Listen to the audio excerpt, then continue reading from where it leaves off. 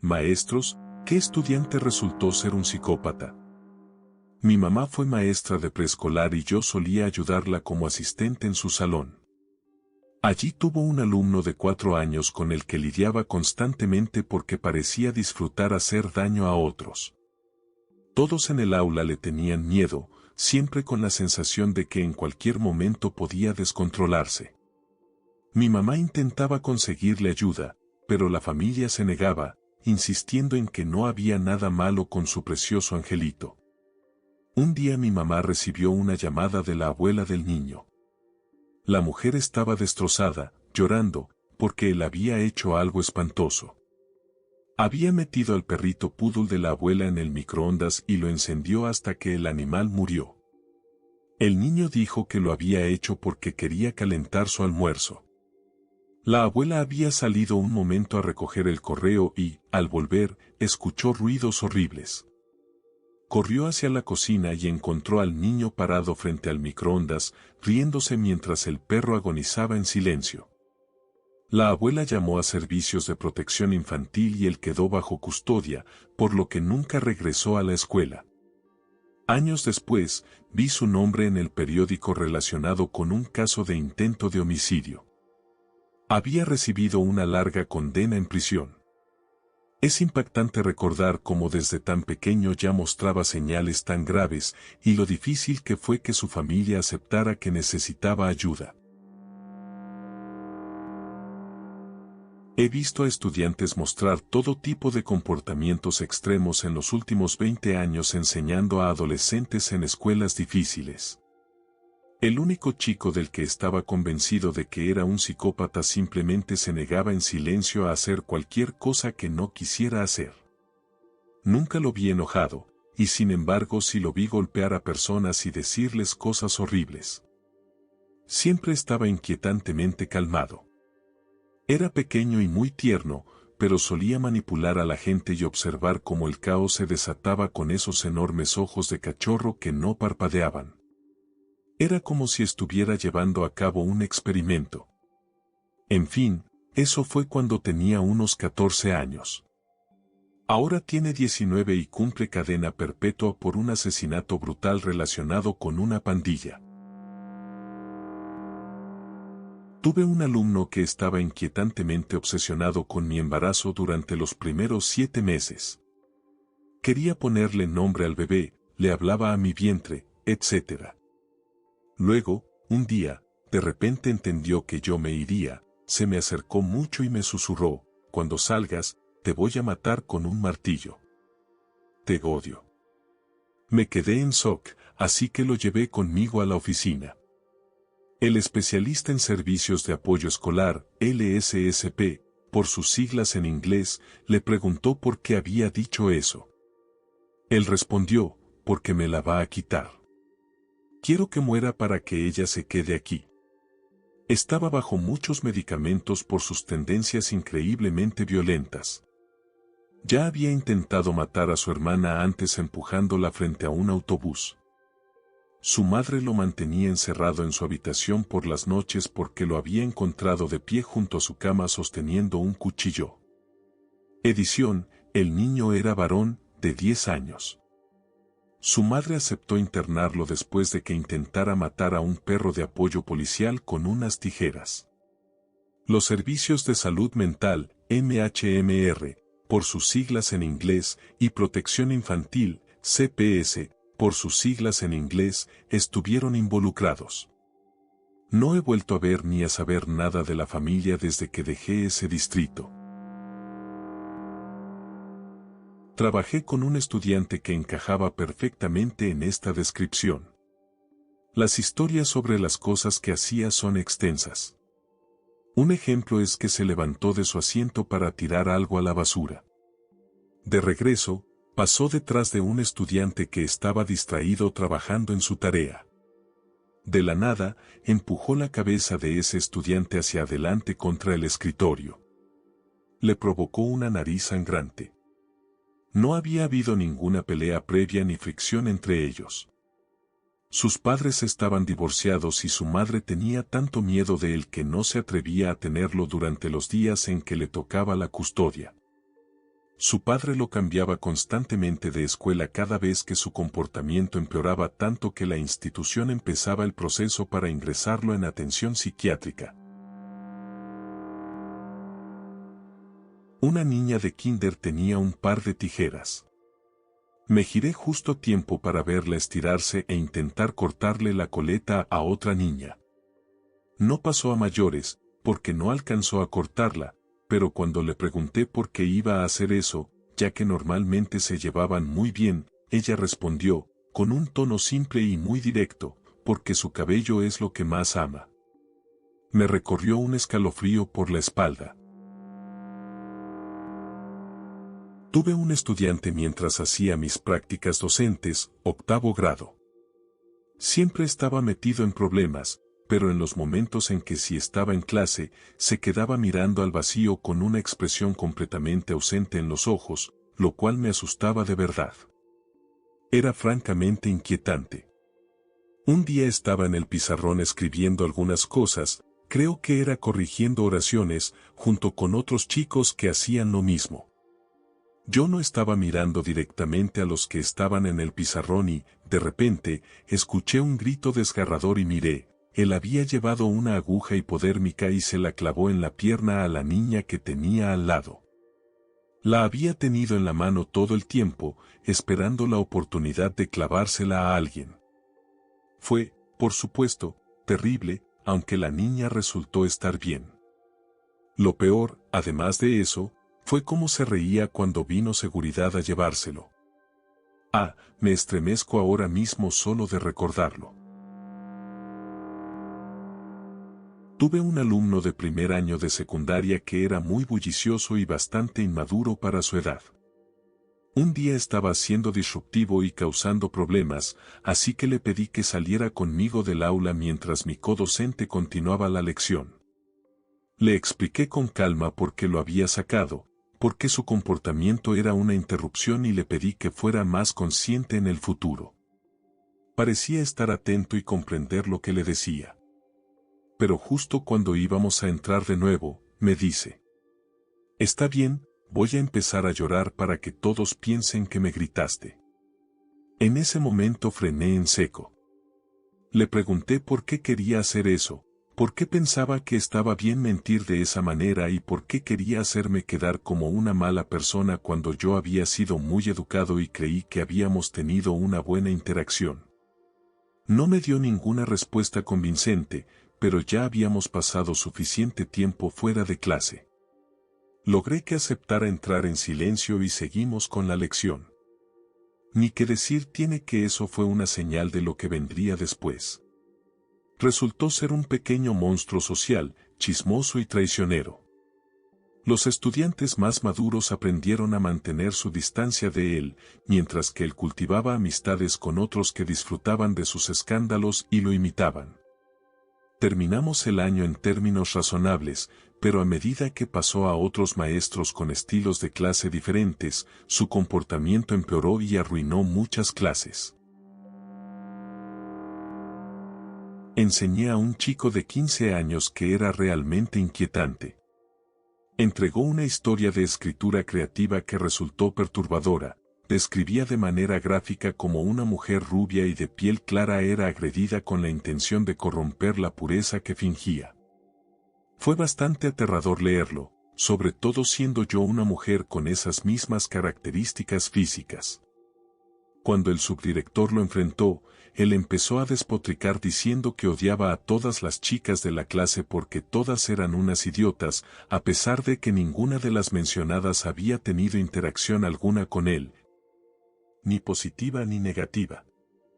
Después me entregó una carta de disculpa, pero muchas de las líneas estaban tachadas de forma agresiva, con caritas sonrientes dibujadas al lado. En el último enfrentamiento con el subdirector, se puso muy agresivo, salió del lugar y golpeó varias veces la cerca de la escuela. Lamentablemente, no fue expulsado. Sirve aclarar que en realidad soy maestra, pero en este caso estaba de niñera. Hace unos fines de semana me pidieron cuidar a una niña de 9 años y a un niño de 3. Nunca había conocido a los niños, pero pensé que con la niña de 9 bastaría con convivir un poco bajo el entendimiento de que ella realmente no necesitaba que yo estuviera allí, y que el de 3 requeriría más bien algo de distracción y entretenimiento. Vaya que estaba equivocada. La de 9 resultó ser una abusiva manipuladora. Le daba trabajos al niño con la plastilina y luego lo destrozaba diciéndole lo malo que era en cada tarea. Lo persiguió por la casa con un lápiz afilado.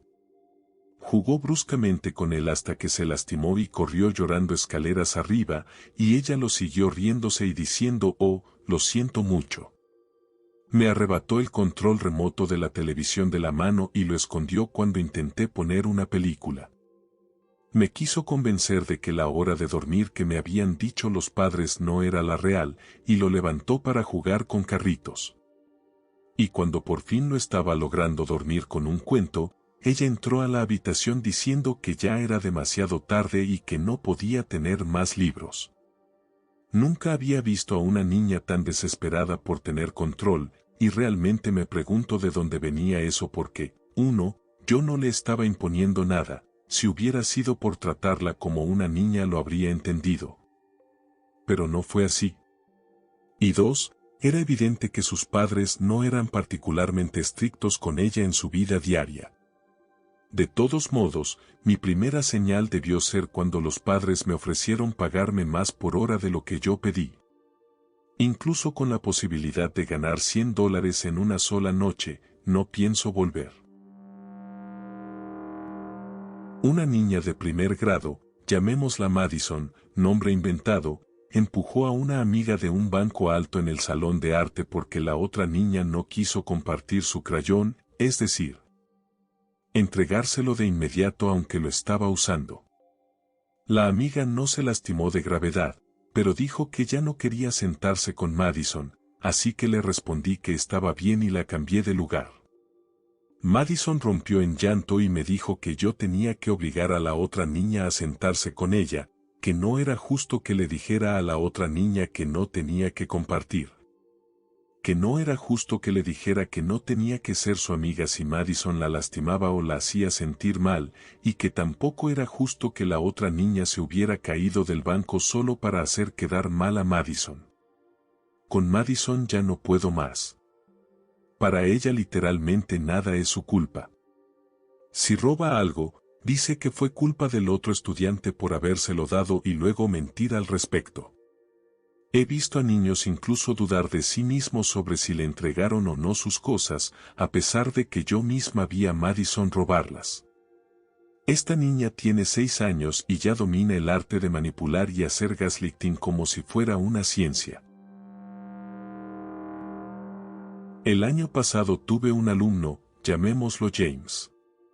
Cuando uno le hablaba, se quedaba mirándote con la mirada vacía, sin mostrar emoción alguna.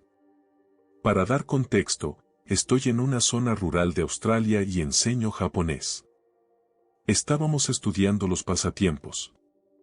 Todos los demás chicos de la clase de séptimo remedial podían armar la frase en japonés sustituyendo con su hobby, bailar, tenis, fútbol, lo que fuera. Les di una hoja con una lista de aficiones para que eligieran una. Llegó el turno de James y él encogió los hombros y dijo: «No sé». Esto no es raro en la enseñanza de idiomas, muchos chicos odian la materia o no quieren exponerse delante de sus compañeros. Pensé que lo hablaría con él a solas mientras los demás hacían actividades de lectura y escritura. Me acerqué y lo encontré empujando lentamente el borde de una regla de plástico contra su cuaderno, como si quisiera cortarlo en pedazos. Le pregunté: «¿Qué pasa? ¿Qué es lo que te está costando?». Fue ahí cuando me dio la impresión de que este chico terminaría en la cárcel o haría algo mucho peor. Con la mirada vacía me respondió: «No tengo pasatiempos, ninguno de estos». Yo le insistí: «Está bien, ¿qué cosas te gustan? Te lo enseño ahora». Entonces contestó tajante: «Armas». Y enseguida añadió: «¿Y odiar gatos?». Le respondí que la falta de interés no es un pasatiempo y que las armas no eran apropiadas para la actividad. Entonces me lanzó: ¿Y qué tal Iván Milad? Soy un poco así, pero con los gatos. Para dar contexto, Iván Milad fue un asesino en serie australiano apodado el asesino de mochileros. Entre 1989 y 1993 secuestró y asesinó brutalmente a al menos 7 jóvenes en Nueva Gales del Sur. Fue arrestado en 1994, condenado a cadena perpetua y murió en prisión en 2019. En Australia, su nombre es sinónimo de crueldad y asesinatos horrendos. Así que escuchar a un niño de séptimo grado compararse con Milad, diciendo que él era así, pero con gatos, me dejó helado. Los otros alumnos ni siquiera sabían quién era, pero yo sí. Informé al director y llamé a casa. La familia lo confirmó, pero dijeron que no era asunto mío y me amenazaron con que mis gatos serían los siguientes si seguía metiéndome donde no debía. En un pueblo pequeño todos saben dónde viven los profesores, incluida mi esposa y yo. La policía no hizo nada. Desde entonces, cada día que entro a esa clase, ese chico me recibe con una sonrisa y la misma frase: ¿cómo están sus gatos hoy, señor? Tengo un ex que es maestro de preescolar y cariñosamente llama a sus alumnos mis pequeños sociópatas, obviamente no en su cara ni delante de los padres, porque a esa edad, la empatía todavía no existe del todo. Digámoslo así.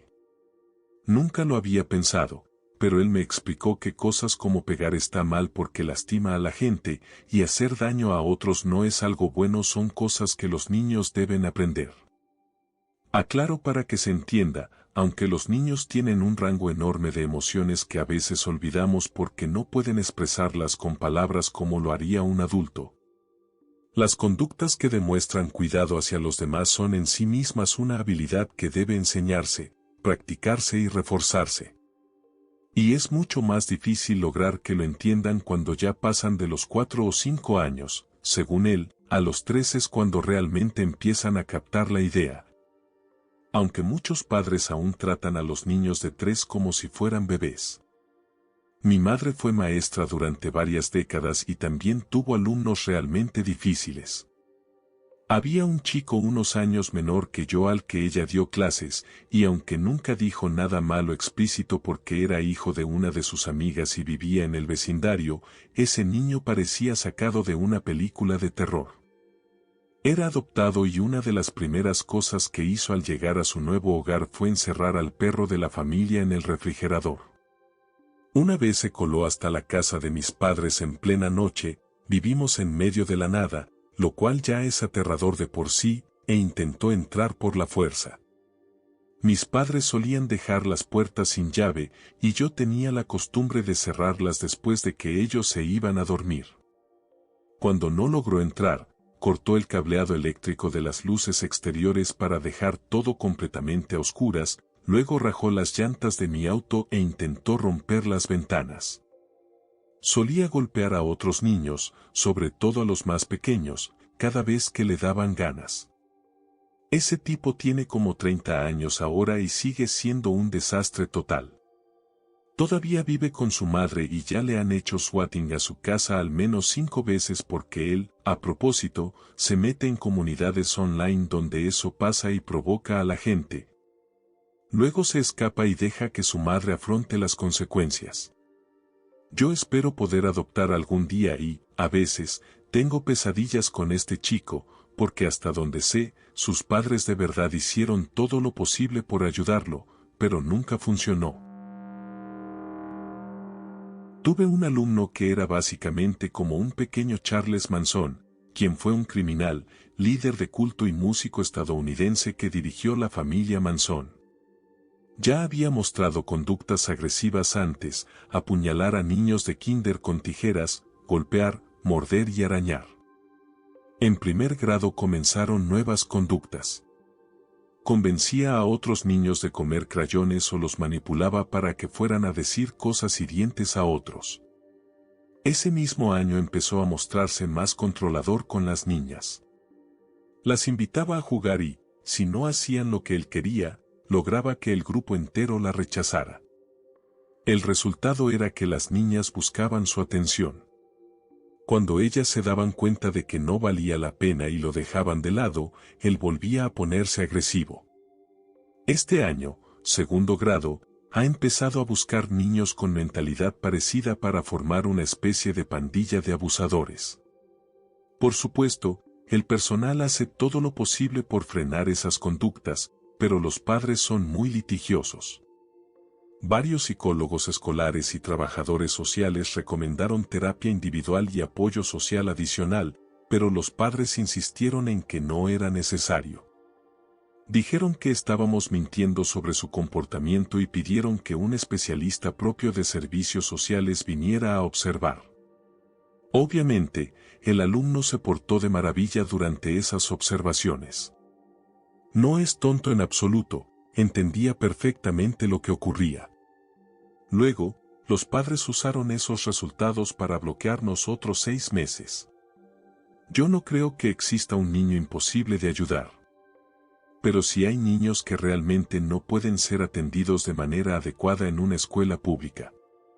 Este chico necesita más apoyo psicológico y social, clases con menos alumnos y mucha más atención adulta. No tenemos los recursos para brindarle eso, especialmente cuando los padres se oponen a cada paso con uñas y dientes. Conocí a este niño cuando tenía apenas 2 años y medio y ya mostraba conductas muy difíciles. Era muy manipulador. Perseguía a los otros niños para golpearlos o patearlos. Inventaba mentiras convincentes para meter a los demás en problemas o culparlos de lo que él hacía. Lo hacía tan bien que a veces era complicado probar que no era verdad, aunque casi siempre quedaba claro que era él. A la hora de la siesta se levantaba de los catres e intentaba molestar a los demás que trataban de dormir. Si uno se quedaba junto a él, trataba de darle patadas, y si intentabas detenerlo sujetándolo, gritaba que lo estabas lastimando, lo que generaba más problemas.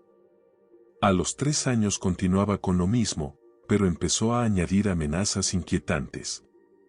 Dijo, por ejemplo, que iba a conseguir un arma o un martillo para hacer daño a una maestra. A los 4 años seguía con esas conductas, pero ya era lo bastante fuerte como para lanzar sillas por el salón. También arañaba y mordía. No se le podía permitir tener nada afilado.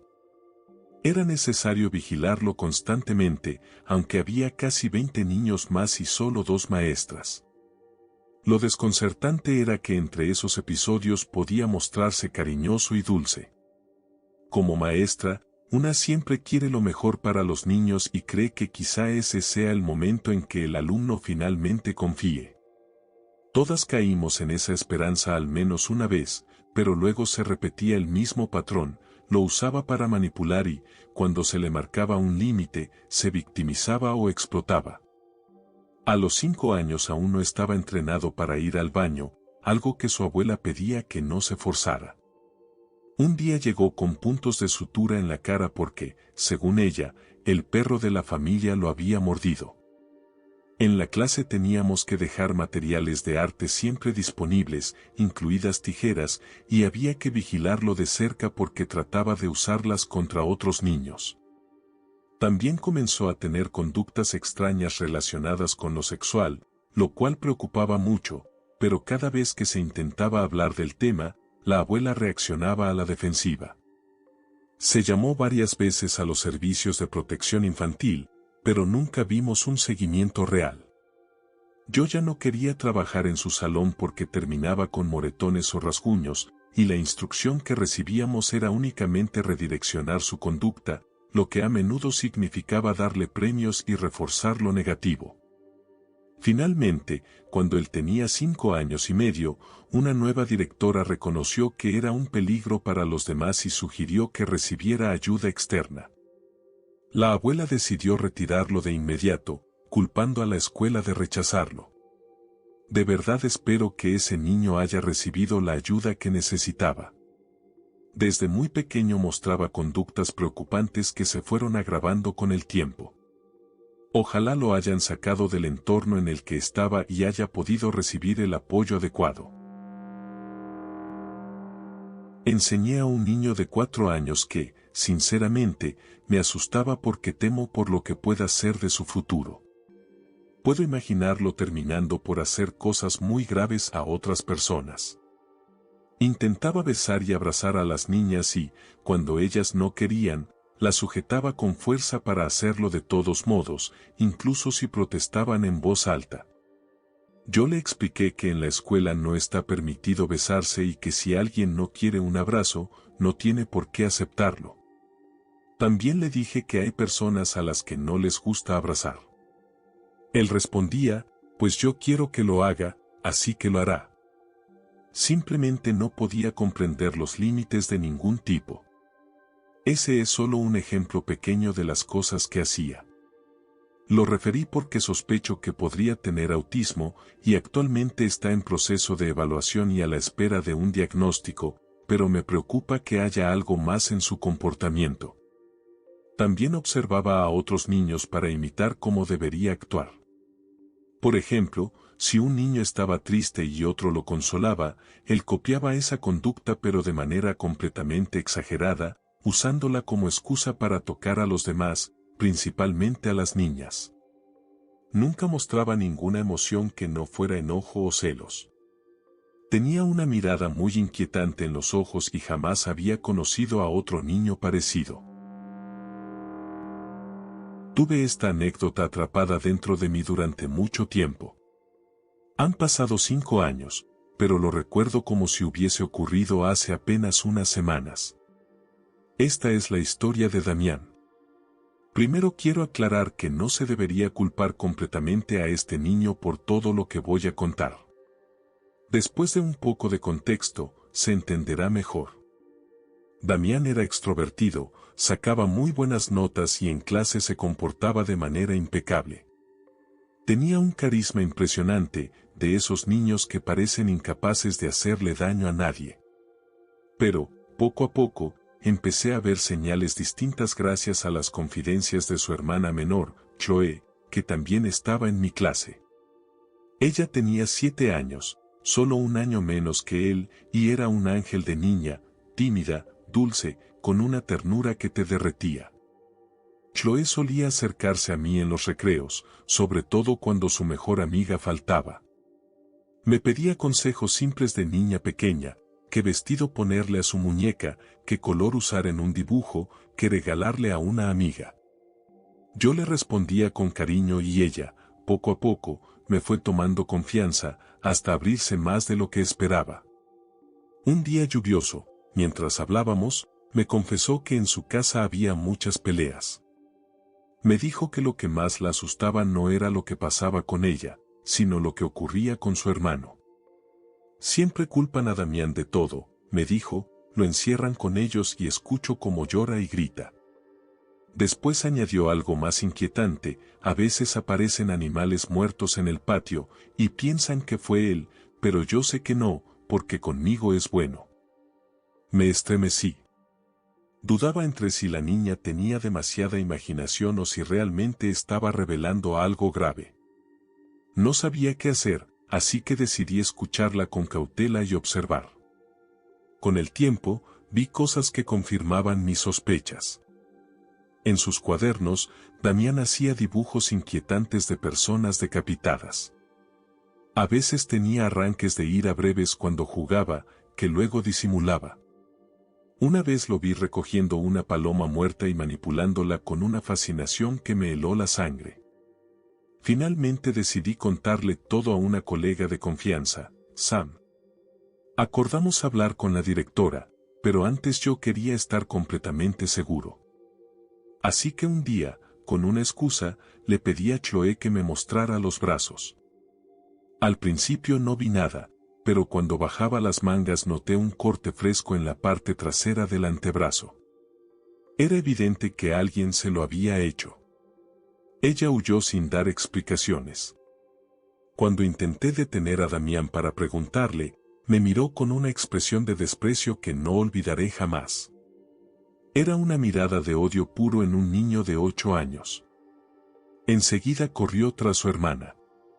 Sentí que Chloe estaba en peligro. La busqué desesperadamente por todo el colegio hasta que llegué al baño. Allí estaba, acurrucada en posición fetal, mientras Damián la golpeaba con violencia. Apenas emitía un gemido débil. Fue el límite. Lo agarré con fuerza y, sin poder controlarme, le di una bofetada. Ese día me despidieron. Podría haber enfrentado acciones legales, pero sus padres no hicieron nada, tal vez porque ya había denuncias abiertas en servicios sociales. Pocos meses después supe que ambos niños cambiaron de escuela y que las autoridades habían intervenido. No volví a verlos. A veces pienso en Choe y espero con todas mis fuerzas que haya encontrado un lugar seguro, una familia que la quiera de verdad y que ahora sea feliz. Con los años entendí algo importante: Damián no tenía la culpa de ser como era. Era solo un niño, producto de un ambiente violento y abusivo. Por eso no lo culpo. Nunca lo haré. Hace muchos años tuve un alumno de tercer grado que probablemente ha sido de los más inquietantes con los que he trabajado. Su familia estaba muy metida en actividades de pandillas y tráfico de drogas. Cuando era más pequeño, estuvo bajo el cuidado de su tío, que lo usaba para cometer robos. El niño se acercaba llorando y fingía estar perdido, y mientras la persona intentaba ayudarlo, otros hombres aparecían por detrás para asaltar. También lo utilizaban para entregar droga, él llevaba el dinero y hacía el intercambio.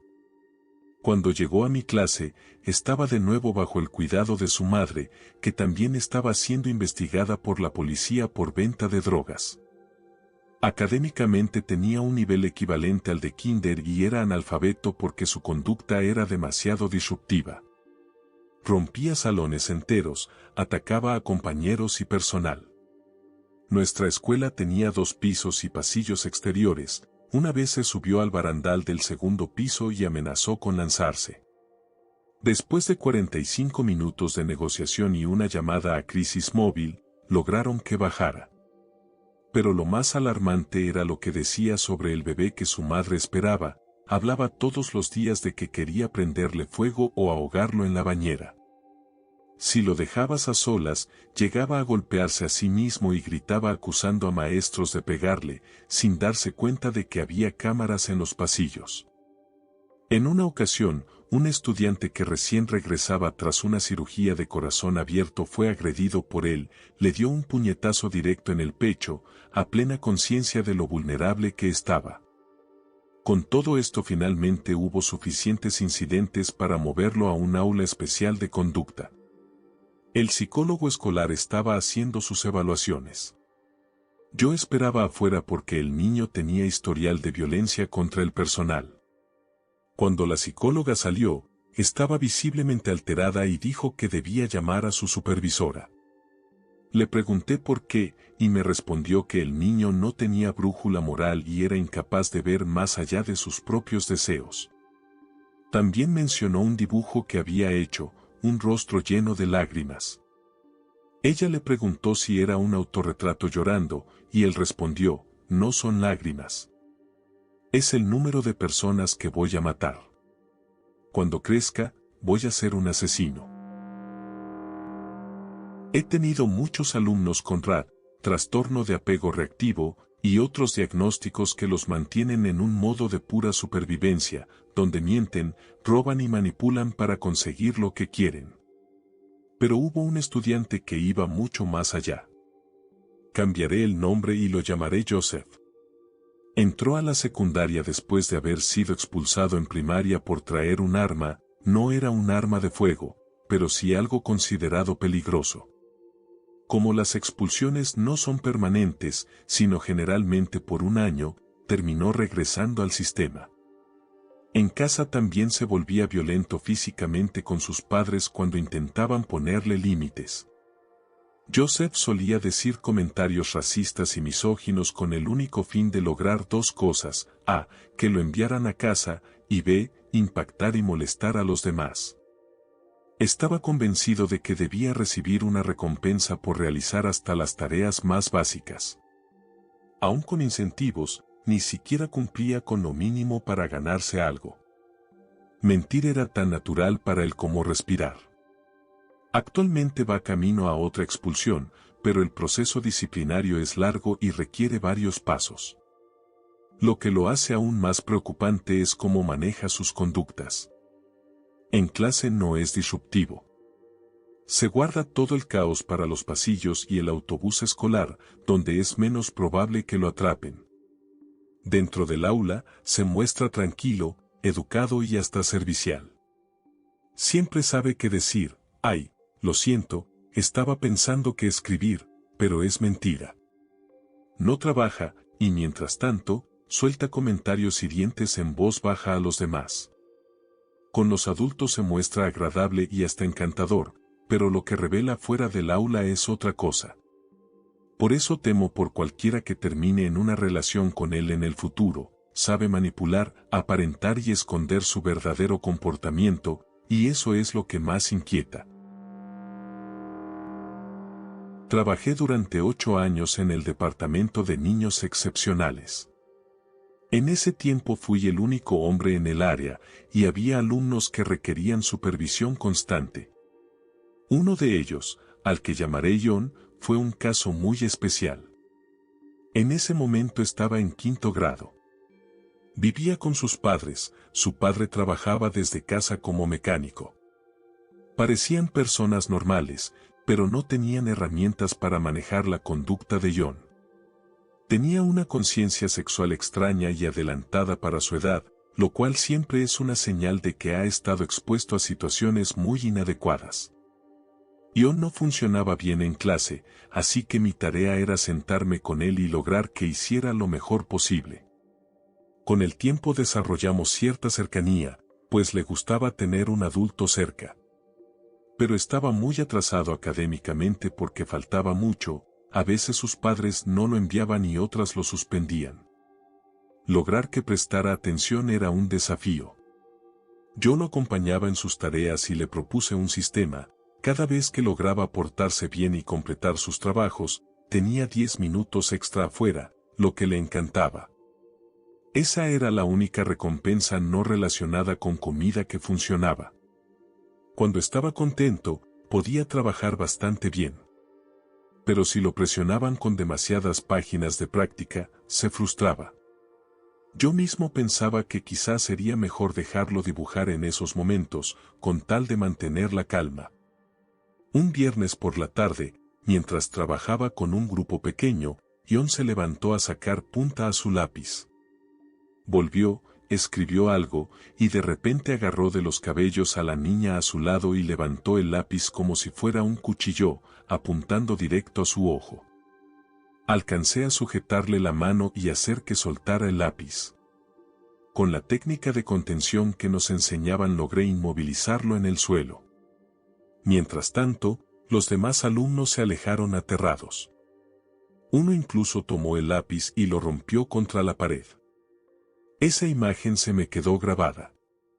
Lo inquietante fue lo que dijo después, completamente tranquilo: estaba aburrido y quería ver qué pasaba si la apuñalaba en el ojo. Solo tenía curiosidad. No entendía cuál era el problema. La policía vino, se avisó a los padres de la niña y a los de John, y todo se explicó en la reunión. Él repitió lo mismo delante de todos. Recuerdo la cara de horror de su madre. En el padre, en cambio, vi algo diferente, como si no fuera sorpresa, casi como si lo reconociera. John fue suspendido, y los padres de la niña presentaron cargos. El juez, sin embargo, determinó que solo era un niño mal portado, le dio libertad condicional y servicio comunitario. Luego fue educado en casa, lo que en realidad significaba que lo dejaban a su suerte. Años después vi su foto en el periódico. Tenía 21 años y estaba acusado de varios delitos: agresión agravada, abuso de menores y más. En la foto tenía exactamente la misma expresión fría y calmada de cuando intentó atacar a su compañera. Finalmente recibió una condena de 8 años de prisión. Con el tiempo supe más: su madre se quitó la vida dejando una nota: su padre se dedicó a las drogas, la casa se quemó y John terminó con un tío. En la adolescencia ya había tenido problemas, peleas, maltrato a animales, violencia con vecinos. Lo que lo llevó a prisión fue haber golpeado a una joven en la cabeza contra el tablero del auto hasta dejarla inconsciente, porque no quiso tener relaciones. Por suerte un policía que pasaba intervino.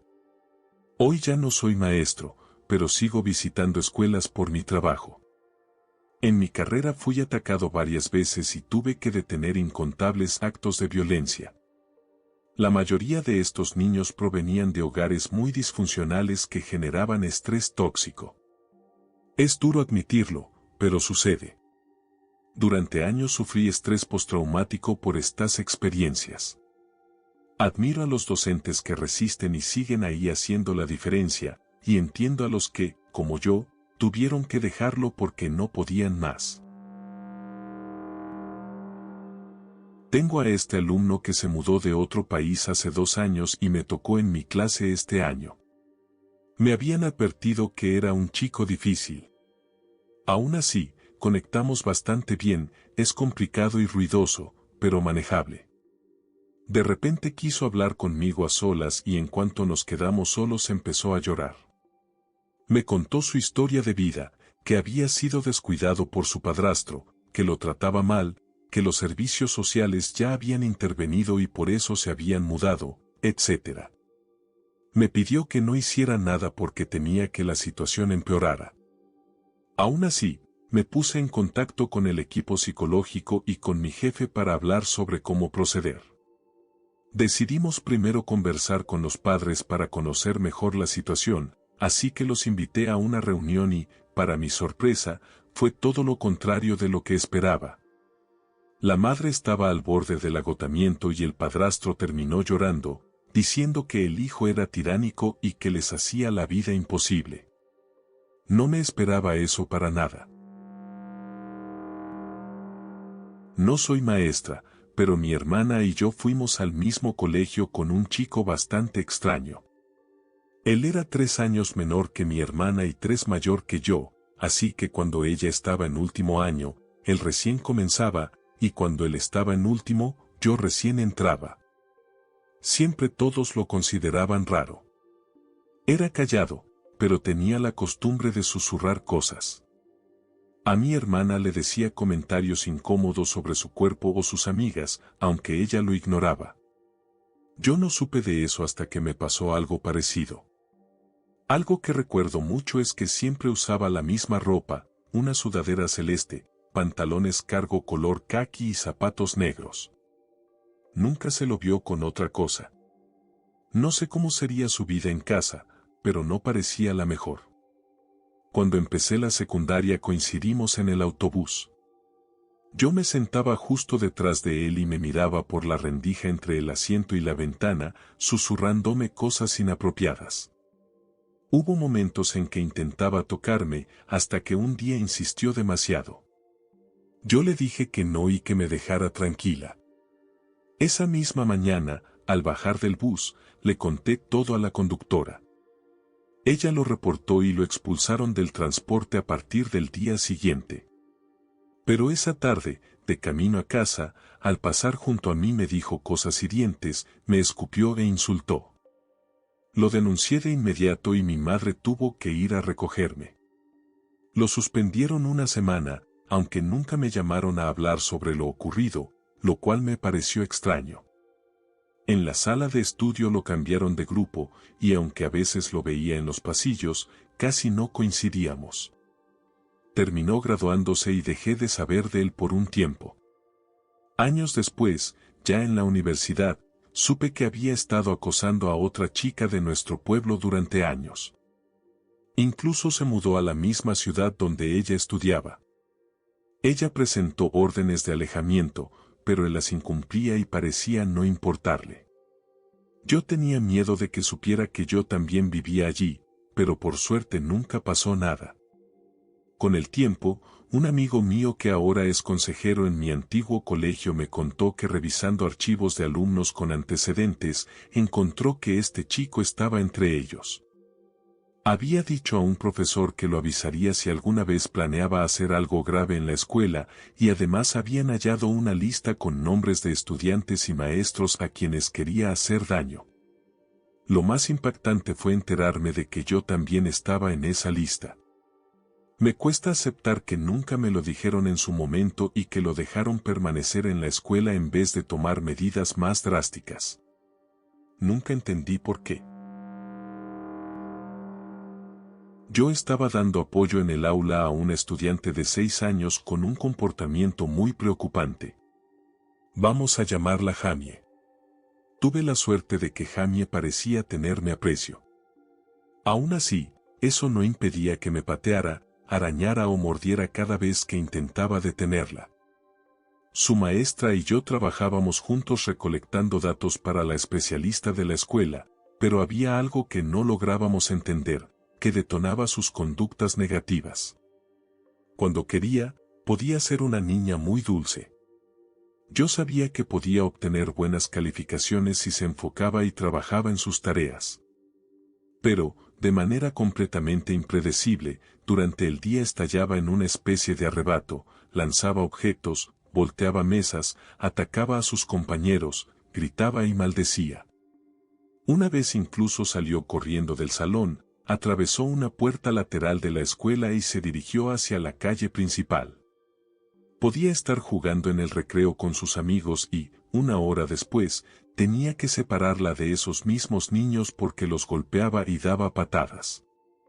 Recuerdo un día en particular que la saqué del aula para que se calmara. Le dije, Jamie, yo solo quiero ayudarte. Quiero que te sientas mejor para que luego puedas jugar con tus amigos. No estoy enojado contigo, solo quiero ayudarte, ¿qué haría que te sintieras mejor? Ella me miró con una expresión totalmente vacía. Tengo un alumno en mi clase de apoyo académico de educación especial que resulta increíblemente manipulador. Mi colega y yo bromeamos, medio en serio, diciendo que seguramente sería capaz de hacerle daño a un animal solo por curiosidad, porque tiene esa vibra inquietante. Es un estudiante que falta mucho, así que la mayor parte del tiempo no es un problema. Pero cuando aparece, sabe cómo manipular a todos a su alrededor. Todavía no tiene la capacidad para engañar a los adultos de manera efectiva, pero con sus compañeros sí lo logra. Provoca a los estudiantes con menos habilidades cognitivas y luego se hace pasar por la víctima. Como esos compañeros no siempre pueden defenderse bien ni dar su versión clara, él se sale con la suya. Miente constantemente por cosas banales. Por ejemplo, se paseó diciendo que un bolso falso de marca que consiguió en una tienda de segunda mano valía $3,000. Incluso armó un escándalo porque no le permití llevarlo al baño, acusándome de querer robárselo. Al día siguiente admitió que sabía que era falso. El único día que vino en el último mes, acusó a otra de mis alumnas de haber comprado drogas. Al final descubrimos que el chico con discapacidad cognitiva al que manipula le había robado marihuana a su madre y la había metido en la mochila de esa niña por la mañana. Ella se la encontró, no supo qué hacer y la dejó allí. Entonces él vino corriendo a contarme sobre un supuesto negocio de drogas. La niña terminó con sus pertenencias registradas, fue suspendida y sus padres la castigaron 6 meses. Ahora viene al colegio sintiéndose miserable. Él, en cambio, ni siquiera ha vuelto para ver el daño que causó. Estoy segura de que estará satisfecho cuando note lo que provocó. Personalmente, me alegra cada día ver su nombre en la lista de ausencias. Es como si apareciera de la nada, dejara caer una bomba en el aula y luego desapareciera por semanas. Es casi insidioso. Aclaro primero que no soy maestro. En la secundaria tuve un amigo, compañero de física y parte del mismo grupo social, con una personalidad muy agresiva. Fabricaba bombas caseras, jugaba a la guerra de petardos lanzándolos contra otros y era un cazador entusiasta. Solía bromear diciendo que atropellaba gatos con su camioneta camino a la escuela, y todos lo tomábamos como un intento de parecer rudo. Cuando se enojaba, sus ojos se volvían fríos y vacíos, lo cual debió ser una señal de qué tipo de persona era. Nos graduamos y ya en nuestros veintitantos fue cuando perdió totalmente el control. Tenía una exnovia de la que nunca pudo desprenderse, y ella estaba saliendo con un chico que él no soportaba. Un día supo que ambos, junto con unos amigos, iban a viajar a otra ciudad. Él tomó su auto con sus armas, los buscó en la carretera, los sacó del camino y acabó con la vida de los cuatro antes de que pudieran reaccionar. Después se quitó la vida. Una de esas historias que se quedan grabadas porque piensas en retrospectiva en todas las señales que se ignoraron. Cuando estaba en la secundaria, principios de los 90, sí, ya tengo mis años, tuve a varios chicos que rozaban el acoso. Recuerdo a uno que se sentaba en los árboles de mi jardín solo para esperarme y caminar conmigo a la escuela. Otro, para llamar mi atención, rompió todas las ventanas de mi auto a patadas y luego apareció en mi casa con flores. ¡Qué horror! Hubo otro más que llamaba tanto a mi casa que llegó a descomponer mi contestadora 3 veces. En ese entonces no entendía cómo ese tipo de conductas podían escalar, así que no le di la importancia que debía, era ingenua y, además, al estar en el espectro, nunca fui muy buena interpretando a la gente. Asumía que a todas las chicas les pasaba lo mismo. Al final se lo conté a mi mamá, y ella obviamente fue directo a la escuela a hablar con el director. No sé qué pasó después con ellos, de eso ya hace 25 años. Luego me abrí con mis amigos, la mayoría eran chicos, y ellos no sabían nada de lo que estaba ocurriendo. Desde entonces nunca volví a ir a ningún lado sola. Es increíble cómo antes considerábamos normal cosas que hoy reconocemos como gravísimas.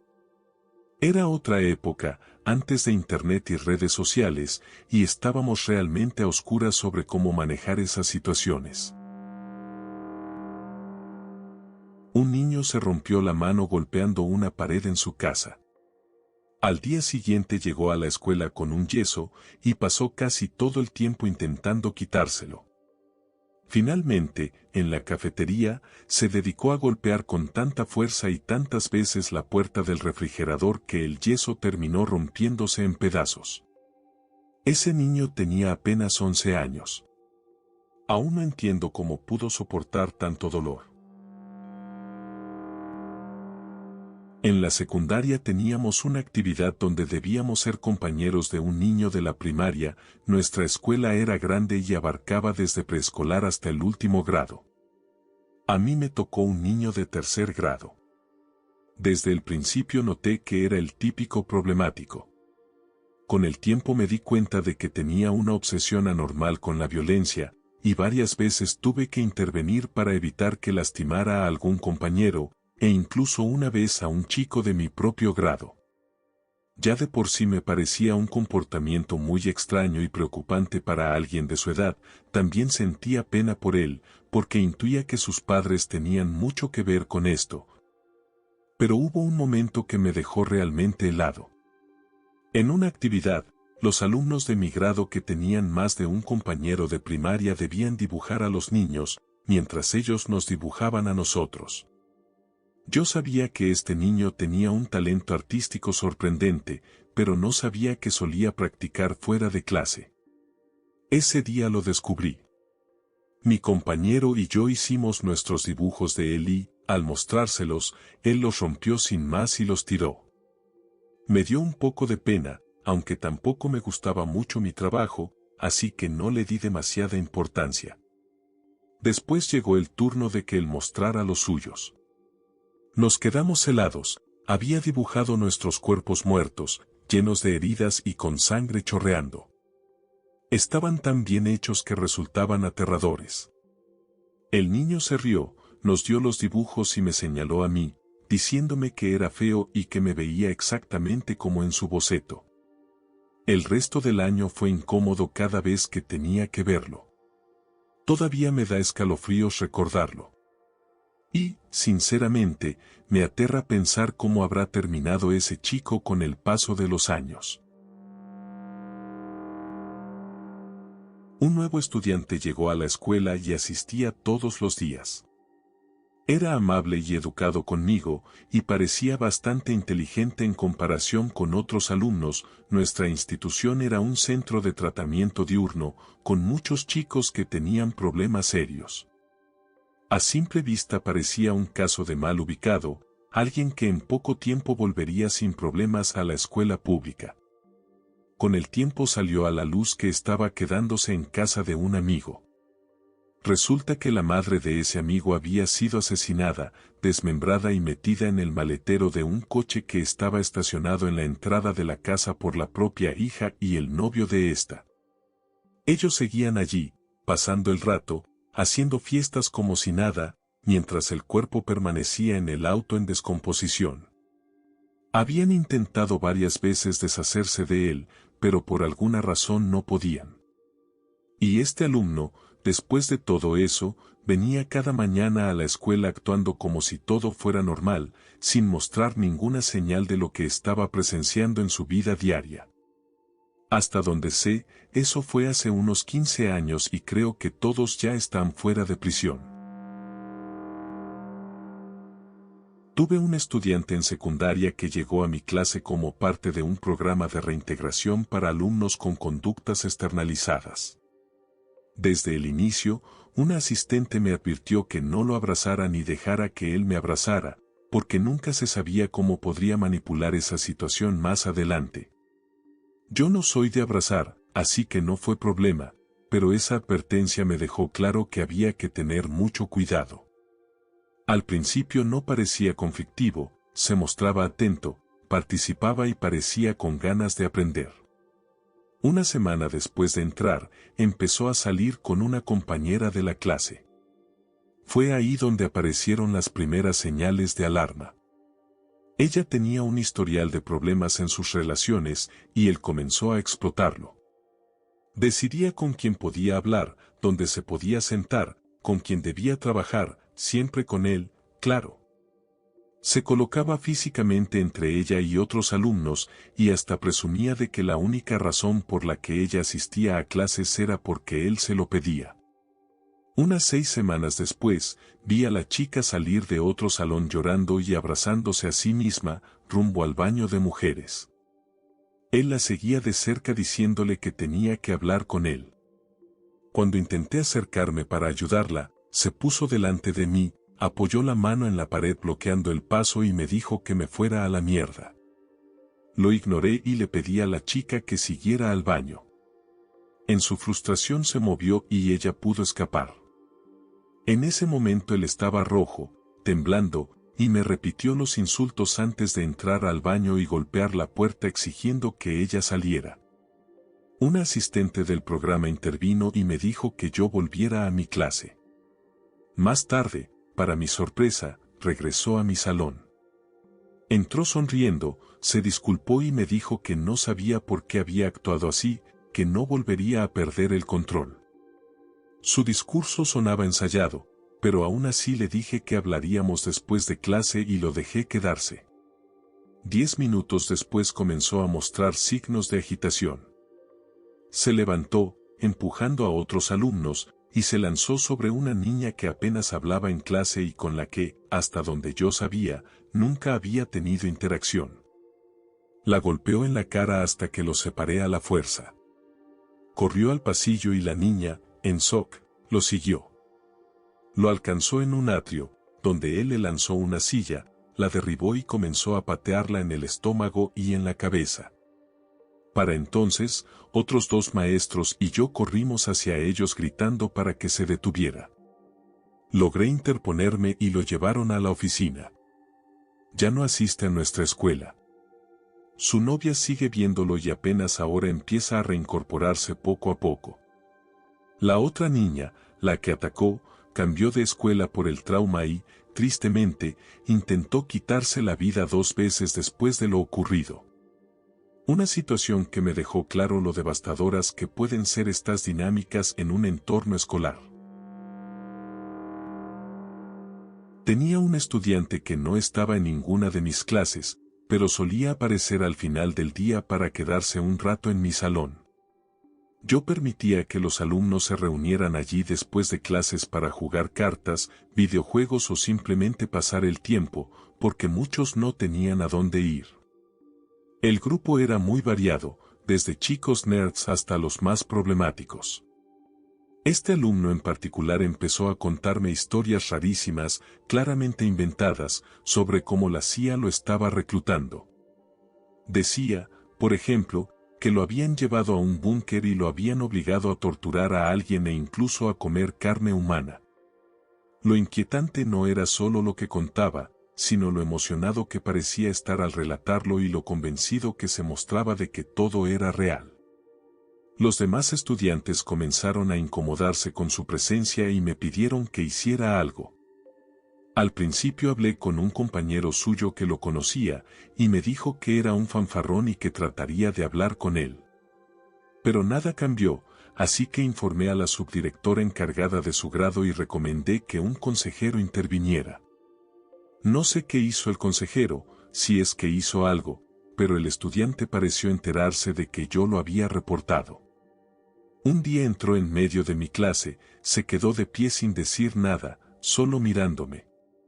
Le pedí que se fuera, pero no respondió. Al principio mis alumnos se rieron, luego se pusieron nerviosos. Al final llamé a la subdirectora para que lo sacara. Después ella me dijo que él había afirmado que había entrado a buscar algo que había olvidado, pero yo le expliqué lo que realmente pasó. Prometió hablar con él, aunque nunca tuve pruebas de que lo hiciera. Tiempo después me siguió hasta el estacionamiento y me contó que en su antigua escuela había tenido problemas con un profesor y que lo había resuelto colocando una bomba en su coche. Según él, no llegó a matarlo, pero lo usó como advertencia. Obviamente era un intento de intimidación. Yo no me dejé impresionar y, como soy profesor de electrónica, le pregunté cómo había construido ese supuesto artefacto. No sabía ni lo básico. Entonces le dije que parecía tener serias confusiones y que debía buscar ayuda antes de perder el control. Le dejé claro que no me intimidaba, pero que ya no era bienvenido en mi salón y que, si insistía en molestarme, recurriría a un abogado fuera del ámbito escolar. Volví a reportar la amenaza, pero nuevamente la administración no hizo nada.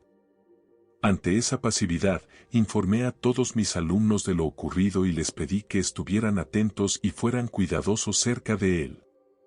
La respuesta de mis estudiantes me sorprendió. Un chico enorme, de más de 1.95, se ofreció a acompañarme todos los días hasta mi coche durante casi un mes. Otros se turnaban para vigilar la puerta de mi salón después de clases. Nunca volví a tener más incidentes con aquel estudiante, pero me quedó la sensación de que iba por un camino muy peligroso. La sala de al lado de la mía era para estudiantes con diagnósticos serios de conductas violentas y psicosis. Los profesores de ese programa eran auténticos héroes, aunque el sistema no les reconocía lo suficiente. No era raro ver a varios agentes escolares entrar corriendo para contener una crisis. Yo, por suerte, nunca tuve que llegar a ese punto, aunque esta experiencia me mostró lo frágil que puede ser la seguridad en una escuela cuando la administración no actúa con firmeza. En primer grado, cuando enseñaba en China, tuve un incidente que me marcó mucho. Un niño intentó clavarle un lápiz en el ojo a una compañera. La única razón por la que no quedó ciega fue porque falló por unos centímetros y le dio en el puente de la nariz, justo al lado del ojo.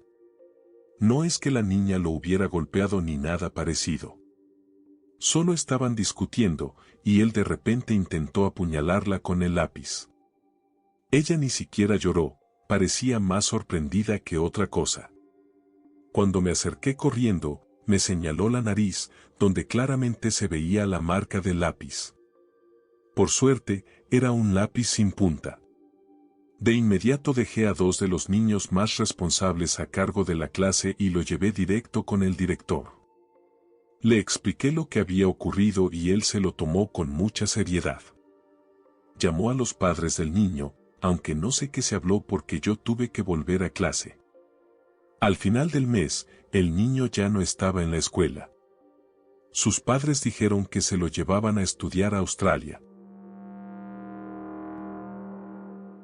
Esto pasó a inicios de los 2000. Estaba en mi último año de secundaria y como parte de un trabajo debía dar clase a un grupo de 8º grado. Ese curso tenía fama de ser problemático y todos me advirtieron que tuviera cuidado.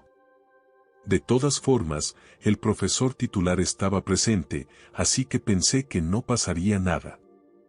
La clase iba sorprendentemente bien, mucho mejor de lo que esperaba después de tantas advertencias. Llegó el momento de repartir unas copias con preguntas para resolver en clase.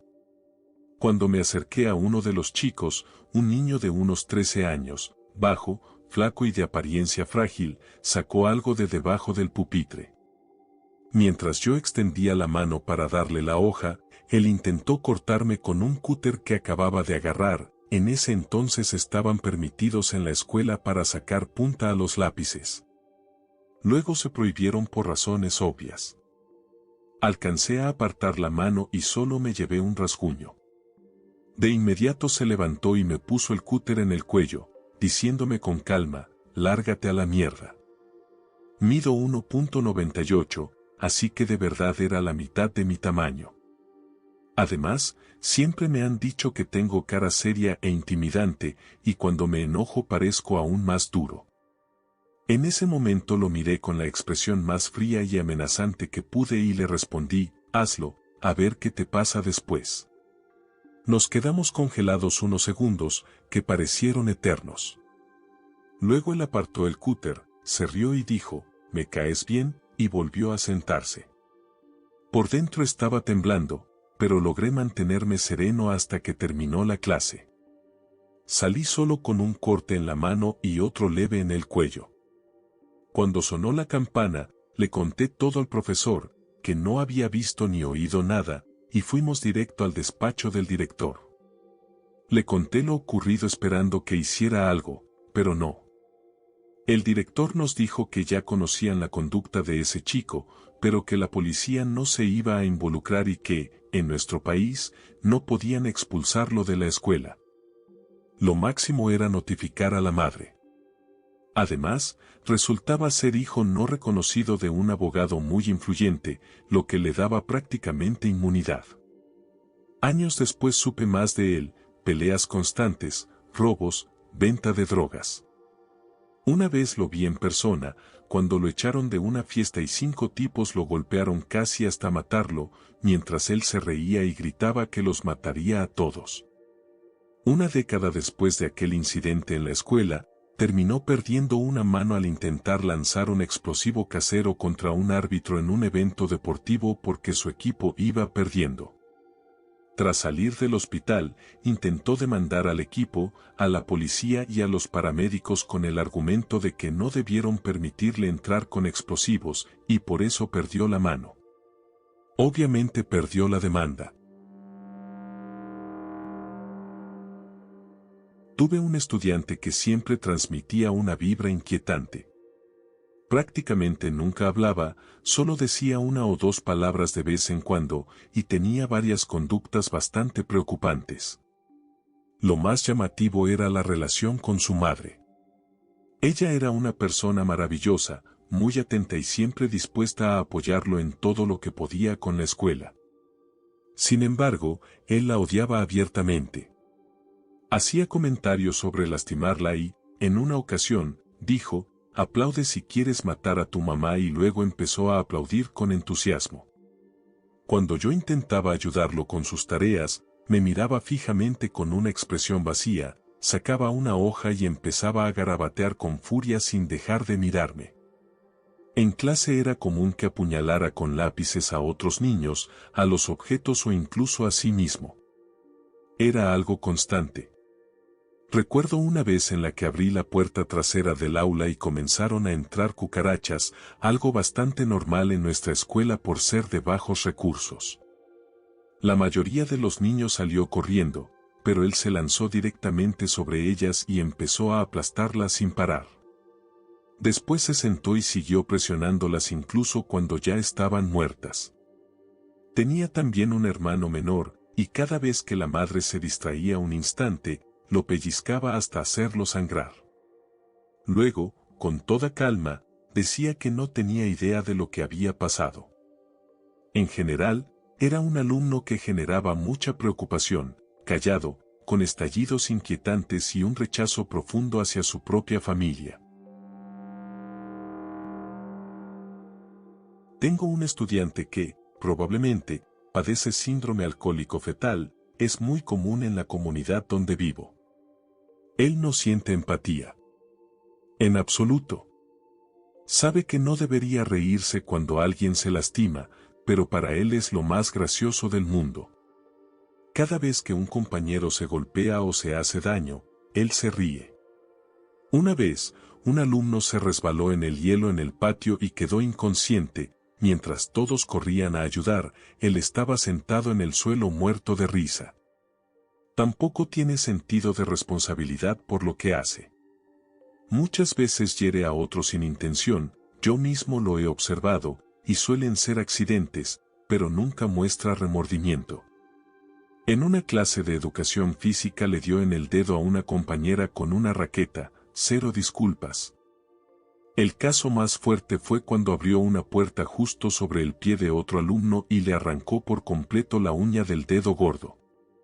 Ni siquiera lo acompañó a la enfermería ni preguntó si estaba bien. Simplemente vio lo ocurrido y se fue a clase. Cuando lo sacamos para que se disculpara mientras al otro lo atendían, apenas dijo un perdón sin emoción alguna, y al volver al aula gritó, ¿vieron toda esa sangre? Está escrito en su plan educativo que debe practicar ponerse en el lugar de los demás, porque sin guía explícita no lo logra. Además, tengo una alumna que miente, manipula y lastima físicamente a sus compañeros con una habilidad mucho mayor que la de los demás niños de su edad. Antes de que ella llegara, el grupo era muy unido y armonioso. Desde que está en clase, se han formado bandos y divisiones, aislándose unos de otros. A veces bromeo pensando, si estos dos niños crecieran para convertirse en villanos y se unieran, serían imparables. He trabajado tanto con niños de preescolar como con adolescentes de secundaria, y con el tiempo aprendí a diferenciar entre los chicos, en su mayoría varones, que simplemente ven demasiados programas violentos y repiten las peleas, y aquellos que muestran un deseo genuino de hacer daño. En preescolar enseñaba yoga, así que no veía a mis alumnos todos los días, pero hubo un niño que siempre se me quedó grabado. Siempre estaba en problemas por pegarle a otros o por portarse mal. Una vez lo vi darle un puñetazo en el estómago a un compañero y reírse, para luego caminar directo a su maestra, sabiendo perfectamente que se había ganado un castigo. Estoy segura de que también tenía un tras sin atender, pero sus padres parecían no preocuparse. La dinámica del salón cambiaba por completo cuando él faltaba, y, la verdad, yo disfrutaba mucho más de esas jornadas. En secundaria hubo varios casos distintos. Una chica lanzaba sillas y libros a otros alumnos y se reía de ello, además de decir cosas inquietantes que ya ni recuerdo bien. Otra, en cambio, parecía de lo más normal, callada, respetuosa, aplicada e incluso más inteligente que yo. La sorpresa llegó el día en que diseccionamos ranas. Mientras todos se limitaban a abrir al animal y señalar los órganos principales, ella disfrutó arrancando toda la piel y extrayendo cada órgano uno por uno, fascinada, mientras el resto de la clase, y yo, estábamos horrorizados. No era mi mayor preocupación, y siempre hablaba de querer ser doctora. Honestamente, la imagino perfectamente como forense o médica examinadora. El caso más preocupante fue en mi primer año como docente. Me asignaron a un alumno que había sido transferido desde otra escuela después de prender fuego en los baños.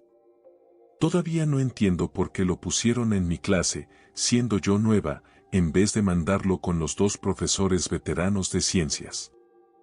Tenía conductas extrañas todo el tiempo y me obligaba a esconder casi todos los materiales escolares. Se ponía clips en el cabello y giraba tijeras entre los dedos. Una vez me preguntó que se sentía matar a alguien, como si yo supiera, y hablaba seguido de su deseo de apuñalar personas. La administración nunca tomó en serio mis reportes. Afortunadamente, yo estaba entre los pocos maestros que le caían bien y así logré sobrevivir al año.